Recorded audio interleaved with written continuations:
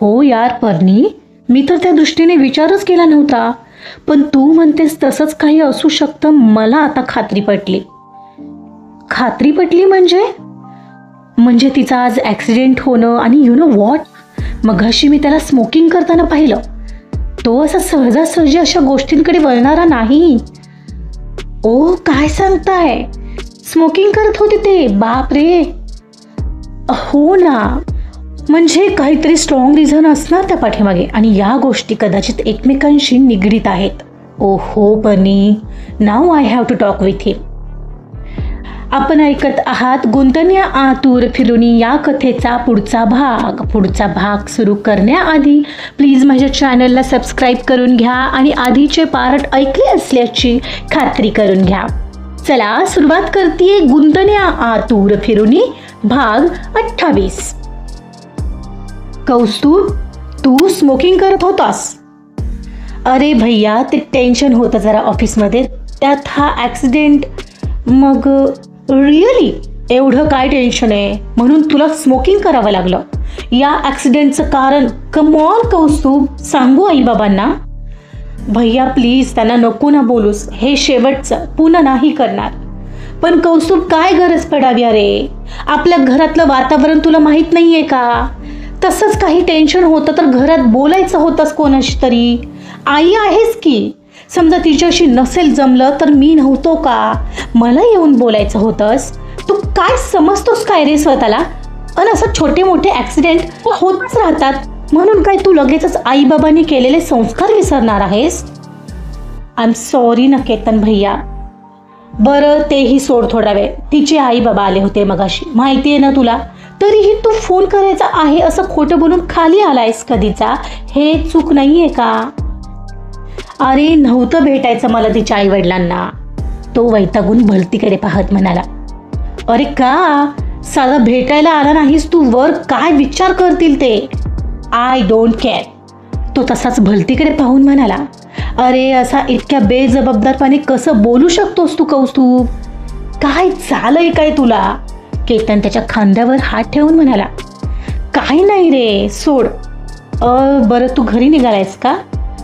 विषय बदलू नकोस कौस्तुभ, काय झालंय मला सांगशील का? अरे हो का, आत्ताही तू हनीमूनवरून अचानक माघारी परतला, ते ऑफिसचं तेच रिझन आहे का? मग बोल ना मला फ्रँकली. नाही रे असं काही, ते मिटलंय. तो खोटंच म्हणाला. कौस्तुभ अरे मला बोलू शकतोस तू. ऑफिसमध्ये काही टेन्शन असेल तर मला सांग, हवं तर मी हेल्प करतो तुला. बोल काय इश्यू आहे ऑफिसमध्ये? अरे सांगेन ना नंतर कधी. तो कसा बसा टाळत म्हणाला. आणि क्षणभर केतन खोदून विचारतोय पाहून त्यालाही जरा टेन्शनच आलेलं. असं पटकन कसा बोलू शकणार होता तो त्याच्याशी त्या विषयावर? एवढ्यात केतनचा मोबाईल वाजू लागला. पाहतो तर बाबांचा कॉल येऊ लागलेला. अरे यार, बाबांना कारमध्ये बसायला पाठवलंय मी, ते वाट बघतायत माझी. आता सोडतोय मी तुला, पण नंतर बोलणार आहेस हा मला सगळं. आणि नो स्मोकिंग हा कौस्तुभ, नाहीतर लगेच आई बाबांना सांगतोय मी, लक्षात ठेव. आणि वर रूममध्ये जाता, आई एकटीच आहे वर. तो जाता जाता म्हणाला आणि क्षणार्धात दृष्टीच्या आड गेला. तो जाताच कौस्तुभचा हात टेन्शनमध्ये केसात गेला. काय सांगू मी आता भैयाला की ऑफिसमध्ये टेन्शन नाही आहे, माझं टेन्शनच वेगळं आहे. त्याला कसं सांगू मी मृण्मयीबद्दल आणि तिच्या घरच्यांबद्दल? या बोलण्याच्या गोष्टी आहेत कुठे? आई एकटीच वर आहे आठवून तो वर जायला निघाला. वर आला तर मृण्मयीला प्लास्टर करायला नेलं होतं. आई एकटीच होती. तिनं त्याला आलेलं पाहून प्रश्न केला.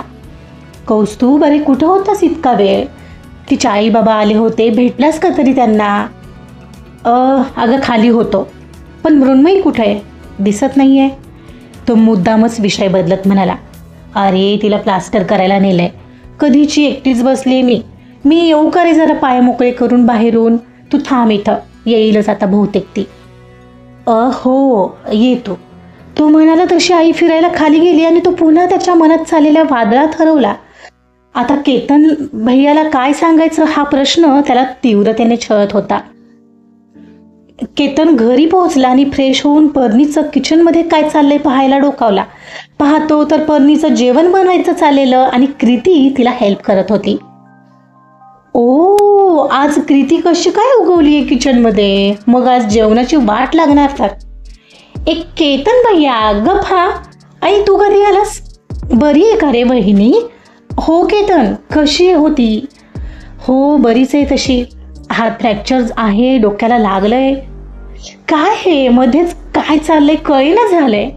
उगाच टेन्शन वाटू लागलंय. पर्णी म्हणाली.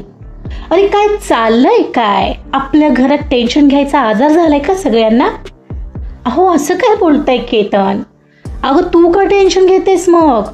आता ॲक्सिडेंट झाल्यावर काय करणार आहे आपण तरी? होणाऱ्या गोष्टी काय कधीही होतात. पण तुला टेन्शन घ्यायची गरज नाहीये हा पर्णी. तू फक्त तुझी काळजी घे. हो आणि भैया माझ्याकडे आज एक गुड न्यूज आहे. ऐक तर. काय? तू बोल ना.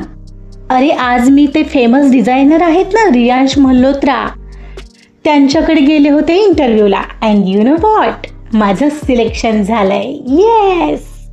अरे बा, काय सांगतेस? कॉंग्रॅच्युलेशन कृती. ग्रेट. म्हणजे माझी बहीण सुद्धा फेमस होणार तर आता. केतन तिला जवळ एवढं तिच्या खांद्यावर थोपटून म्हणाला. हो म्हणजे काय, कृती ही फेमस डिझायनर होणार तर? पर्णी म्हणाली. हो, आपल्या घरात सगळेच फेमस होणार आहेत वाटतं. पर्णी फोटोग्राफर म्हणून आणि तू ड्रेस डिझायनर म्हणून. पण मग जेवायला कोण घालणार आम्हाला काय माहीत? हे काय रे भैया, आता रोज काय उपाशी असतोस? बघ वहिनी काय म्हणतोय भैया तुला.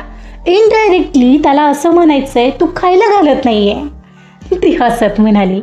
अगं मी असं म्हणेन का तुला पर्णी? बरं सांग ना, किती वेळ आहे अजून जेवण बनवायला? मला खूप भूक लागली आहे यार. हो झालंच आहे. भाजी झाली आहे, भात आणि वरणही आत्ताच झालंय. भाकरी टाकली की झालं. पण केतन, हॉस्पिटलमध्ये त्या तिघांना डबा न्यावा लागेल ना? हो, एक काम करतो, मी जेवलो की जाईन. बरं आवर तू पटकन, मी आहे बाहेर. केतन थांबा ना, ती त्याचा हात पकडून म्हणाली. अगं काय? मला तुमच्याशी जरा बोलायचंय. बोल ना मग, तो म्हणाला. पण कृतीसमोर कसं बोलायचं म्हणून ती कृतीला म्हणाली. कृती, तू बाबांना बोलवतेस का जेवायला? तोपर्यंत मी भाकरी घेते करायला. हो मी जाते. तसंही मला माझे डिझाईन्सचे ड्रॉइंग एकत्र करायचे, ते दाखवायचेत मला त्यांना. म्हणून ती हसत निघून गेली आणि केतन पर्णीचं असं कोड्यातलं वागणं पाहून भलत्याच मूडमध्ये आला. हे काय होतं? एवढं पर्सनली काय बोलायचंय तुला माझ्याशी की तू चक्क कृतीला हक्कललं? तो लाडात येत तिच्या जवळ जात तिला मिठीत घेत म्हणाला. केतन काय हो, मला जरा वेगळं बोलायचंय, उगा लाडाला येऊ नका बरं. ती त्याला बाजूला करत हसत म्हणाली. वेगळं काय पर्णी, सांग ना आता तर सांगच. यार अशा अवस्थेत तू इतकं रोमॅन्टिक वागत आहेस. तुला माहितीये मला आधीच किती कंट्रोल करावा लागतोय स्वतःवर. रोमॅन्टिक काय, काहीही बोलताय आता तुम्ही केतन. ऐका तर, बी सिरियस हा. बरं बोल पटकन, ऐकतोय. ऐका ना, मलाही खूप दिवसांपासून असं वाटत होतं की मृण्मयी आणि कौस्तुभ भाऊजींमध्ये. त्यांच्यात काय पर्णी आणि कशावरून? अहो तेच तर सांगते. लग्न झाल्यावर मृण्मयी आपल्या घरी आली, पण पाहताय ना तिला आपल्यात मिक्स व्हायला वेळ लागतोय. अगं असतो एखाद्याचा स्वभाव, तिला लागत असेल वेळ. हो एक्झॅक्टली. आधी मलाही असंच वाटलं, पण आता असं वाटतंय काहीतरी गडबड आहे किंवा त्या दोघांच्यात काहीच ठीक नाहीये. आणि हे फक्त मलाच नाही, हा आईंनाही जाणवलंय. व्हॉट? काय सांगतेस पर्णी? हो, आई मला दुपारीच विचारत होत्या की मला असं काही जाणवलं का. आणि खरं तर मलाही जाणवत होतं. बघा ना, हनीमून ट्रिपला गेले होते ते दोघं, कितीच लवकर परतले. बरं कारण त्यांनी कदाचित ऑफिसचं सांगितलं खरं, पण ते तरी खरं आहे की नाही काय माहीत. शिवाय भाऊजीही थोडे शांतही झालेत.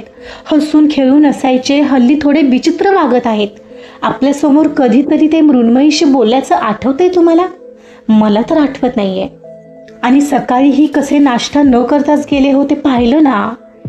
हो यार पर्णी, मी तर त्या दृष्टीने विचारच केला नव्हता. पण तू म्हणतेस तसंच काही असू शकतं. मला आता खात्री पटली. खात्री पटली म्हणजे तिचा आज ॲक्सिडेंट होणं आणि यू नो व्हॉट, मघाशी मी त्याला स्मोकिंग करताना पाहिलं. तो असा सहजासहजी अशा गोष्टींकडे वळणार नाही. ओ काय सांगताय, भाऊजी स्मोकिंग करत होते? बाप रे. हो ना, म्हणजे काहीतरी स्ट्रॉंग रिझन असणार त्या पाठीमागे आणि या गोष्टी कदाचित एकमेकांशी निगडीत आहेत. ओ हो पर्णी, नाव I have to talk with him. खरं तर मला त्यासाठीच तुमच्याशी बोलायचं होतं की तुम्ही तरी कौस्तुभ भाऊजींशी बोलून घ्या. हो, आजच घेतो. तू आवर पटकन, मी टिफिन घेऊन जातो आणि आजच त्याच्याशी बोलतो. हो, मी घेते लगेच भाकरी करायला. हो, मी हे आहे बाहेर म्हणत कौस्तुभ कृतीला आवाज देतच हॉलमध्ये गेला. कृती, कृती, पटकन खाली ये आणि जेवायला वाट बघू, मला जायचंय हॉस्पिटलमध्ये. पण आता त्याला कधी एकदा पुन्हा हॉस्पिटलमध्ये जातोय आणि कौस्तुभशी जाऊन बोलतोय असं झालेलं. आजचा पार्ट इथंच संपलेला आहे. बघूया कौस्तुभला आता केतनला सांगावंच लागेल आणि कौस्तुभ केतनला काय आणि कसं सांगतोय बघूया पुढच्या भागामध्ये. त्यासाठी ऐकत रहा गुंतण्या आतूर फिरुनी. कथा आवडत असेल तर प्लीज लाईक करा, सबस्क्राईब करा आणि शेअर सुद्धा करा. Thank you so much.